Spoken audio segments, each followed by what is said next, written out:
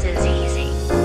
What is up, GOAT World? It is me, your boy JDZ, and I'm back at you again with another GOAT format video. We got another top 10. Today, the top 10 brings us to the top 10 light monsters of GOAT format. But before we hop on in, another special announcement. GFC number 21 is going down January 13th, January 14th, completely free to enter GOAT format dueling tournament. I hope to see you all there. But we have the top 10 light monsters. Before we get into it, make sure you go ahead and like and subscribe to this channel. We did the top 10 Earth, we did the top 10 Wind, we did the top 10 Fire, we did top 10 Water. Top 10 Earth was super hard. I got a lot of feedback, a lot of hate. People said I got it all wrong, but I think I got it nailed down for the top 10 light. So without further ado, as much as you guys absolutely love a do, let's go ahead and hop on in. Coming on in at number 10, I want to go ahead and start this bad boy off with the blue slapping menace. The Aure Priest is going to break it on down with number 10. This card used to be a metagame staple almost back in the day, but now the GOAT strategies has almost kind of fallen out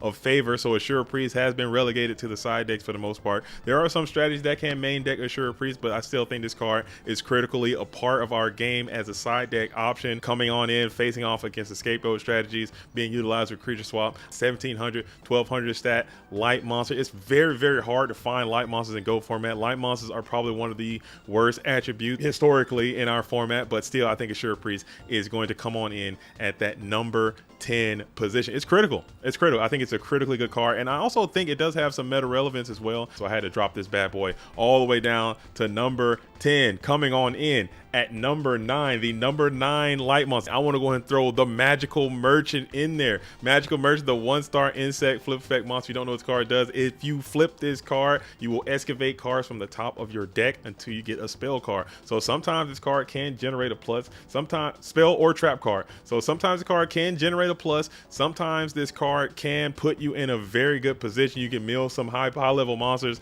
get a spell card to your hand, you can recur those high level monsters. I think this card might be a little underplayed currently in our metagame. Granted, our metagame right now is very Chaos Turbo centric, very Warrior centric, and this card isn't good in either of those decks or against either of those decks. So a lot of duelists have kind of put Magical Merchant to the side, but some Go control strategies, some rogue strategies can still find a way to utilize the Magical Merchant, but I think that this card might be undervalued and underexplored in Go format. So for those reasons, I'm gonna put it down at number 9. I think it's still a really, really good card, and I think some duelists can find a way to get Magical Merchant active in the Go format dueling field. So we'll see. I got Magical Merchant at number 9. Coming on in at number 8. Number 8, I got the toga wearing Shining Phenom, the Shining Angel, coming on in at number 8. I think this is a good card. Again, the recruiters, I've just been so down on recruiters, but as far as recruiters go, I think Mrs. Tomato, I think Shining Angel is kind of there.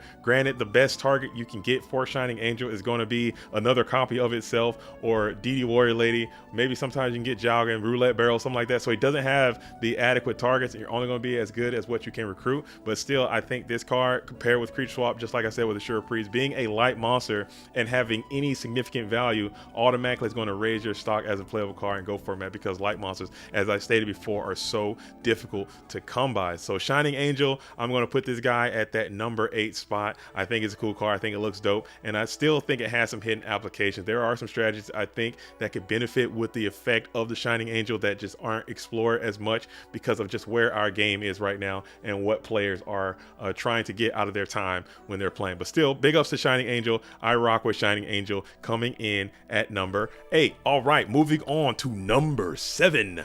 Number 7, I have none other than the Ninja Grandmaster Sasuke. The Ninja Grandmaster Sasuke. Maybe I could have bumped this dude up a little bit because his stock is actually exploding right now, because in our metagame, the GK Spy is just so prevalent. Spirit Reaper is coming back like you've never seen before. People are putting their Chaos Sorcerers in defense mode more than they've ever done before. BLS in defense mode more than it's ever been before. If you don't know, this card says at the start of the damage step, if this card attacks a face-up defense position monster, destroy that monster. Okay, so he can just get through all that stuff. I think this card might be underplayed even in the Warrior strategy. They kind of main one copy of this guy. I think maybe it's time to bump this guy up to 2 because of GK Spy's prevalence and because of Spirit Reaper's prevalence and all the other reasons I stated before. 1800 is still a pretty robust stat line. That 1000 defense is Tsukiyomi food, but I think this guy's attribute and this guy's attack value and what he can do for your deck, I think it might be time to get Ninja Grandmaster played a little bit more. But for now, I'm going to leave this guy at that number 7 position. So Ninja Grandmaster coming on in at number 7. Maybe he could have gone up a little bit.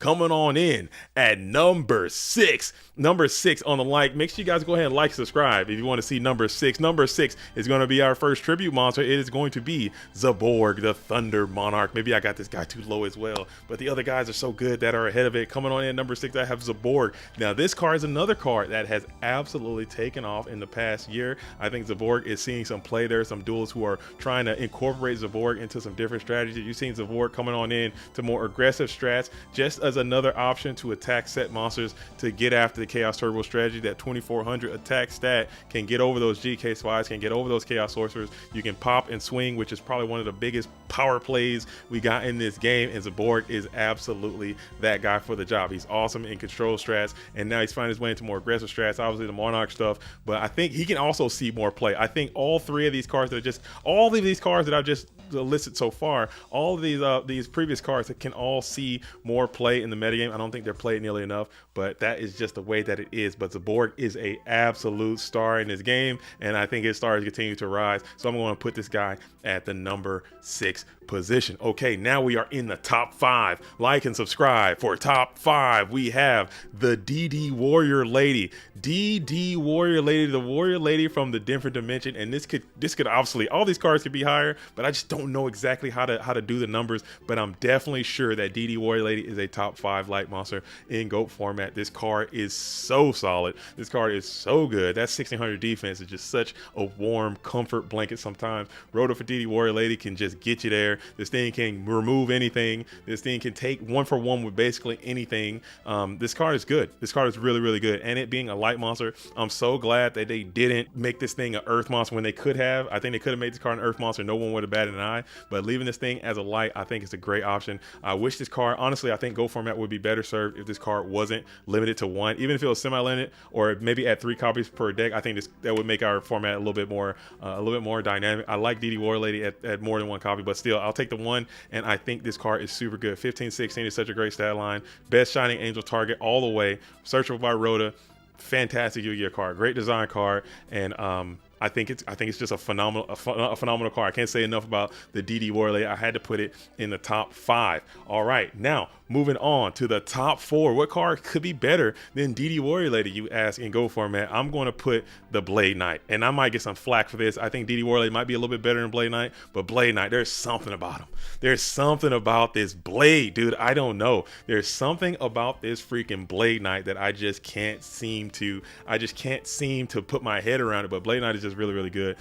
Boosting this thing up to 2000. This thing can negate flip effects. This thing can just do so freaking much, dude. I had to put it up. Like set 5, play Blade Knight. It's like one of the most scary plays you can go up against. This card is what kind of is carrying this warrior deck, kind of keeping it toe to toe with this turbo deck. Just having that 2000 value is so crazy, and just putting your opposition into some weird spots with his second ability to negate those flip effects, I think is really cool. So Blade Knight being in the top 5, being at number 4, I think that's a non-starter. That's a no-brainer. Blade Knight is too strong. All right, so Blade Knight coming on in at that number 4 position. Now we're moving on to number 3. Number 3, this one is going to be another pretty huge controversy. This is going to be another huge controversy, but allow me to at least attempt to defend myself by putting the Thunder Dragon at number 3. I put Thunder Dragon above all of these other light monsters because this card is literally the most played card in our entire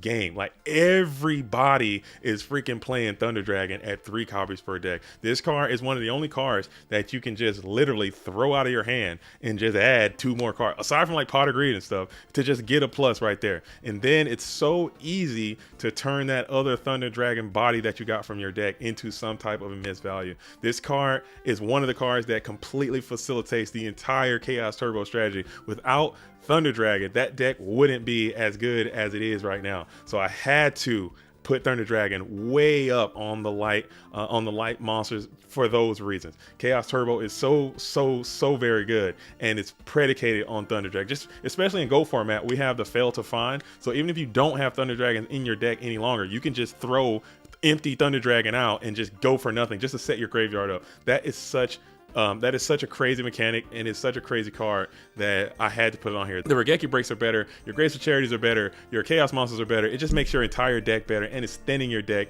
and it's just making all your other cards come to you so much faster. I think this card is absolutely insane in GOAT format, so I had to put it way high. I know a lot of people may not agree with me, but Thunder Dragon is going to be the number 3 best light monster in GOAT format officially. This is official. Maybe it can go down in the future, but right now I'm putting Thunder Dragon at number 3. All right, coming on in at number 2. Number 2, I have to put the Magician of Faith. This card is bannable. I think this card is so damn good that it probably should be banned, or at least restricted heavily. It should be limited to a certain extent, because we have Trinity in our format. This card says get a spell card back from your graveyard, so that means that you can use Trinity multiple times per game, and I think this card facilitates a lot of unfair type game states. Granted, there's a push and pull, there's a setup, you have to kind of finesse this thing on the field. It can get cross-eyed, there's answers to it, but when you got Faith down and it starts to flip, and you got pots and duos and charities coming back to your hand, and you're able to couple your Thunder Dragon and all that kind of stuff, the games kind of spiral very quickly based on this card. It is so good. It is like absolutely broken beyond repair. It's bannable. That's how good this card is. It is so good. It is literally probably one of the best cards in our entire format, and definitely for sure the second best light monster. Okay, there are some light monsters I left off, but not many. Maybe I could have talked about Solar Purity and Light, and maybe I mean, that's it. Light monsters really don't have a lot going on, but I just had to put Magician of Faith at number 2. So coming on in at number 1, obviously there's only one clear-cut choice to be the number 1 light monster in GOAT format. There's really not even I don't even know why I had to make this whole video, because you guys already know what it is. It's gonna be none other than Moyi. All right, Moyi coming on in at number 1 just makes total sense. I mean, this card is an absolute icon. It's a rock star. It absolutely gets active. That 300 attack, 100 defense, 1 star, an Outcast Angel. Nobody knows what he's thinking at all. And sometimes he gets mad, and that is dreadful. Okay, so that's why I had to put this guy at number 1, because I mean, just look at it. If I summon this to the field, you're stunned, and you absolutely lose. So I had to go ahead and drop Moyi. But seriously, in all seriousness, obviously it's going to be Blackluster Soldier. I mean, obviously this card should have been, not only is it bannable, but it should have been banned. This card shouldn't exist in GO format. I get a lot of flack when I say that. A lot of naysayers, a lot of detractors come out of the woodwork when I mention Blackluster Soldier's legal status in GO format, and how absolutely format warpingly insane this Yu-Gi-Oh card is, and how it should not exist in our format. So much so that formats that came out later after GOAT banned this guy, and they're probably better for it, and he didn't come back until much later. So our format is clearly, he's too powerful to be in this format. I think it's insane that he's there, but since he is here, clearly far and away the very best light monster, not even best light monster, probably best monster all around in this whole format. And I think it is absolutely insane what this guy can do. You guys already know. This guy is a warper of worlds, the ender of games, the beginning and the end. Blackluster Soldier. I had to put him at number 1, so that's obvious. But here's the list. Here is my list, the top 10 light monsters in GO format, and folks, I think I nailed it. But make sure you get into the comment section and tell me what I got wrong, what I got right, and maybe we can make this list updated for maybe the next time we do this thing, and see if anything changes. But that's all I have. As always, I'm JDZ. I play GOATs. Until the next time, shout out to all the real ones. Salute to the OGs. Peace.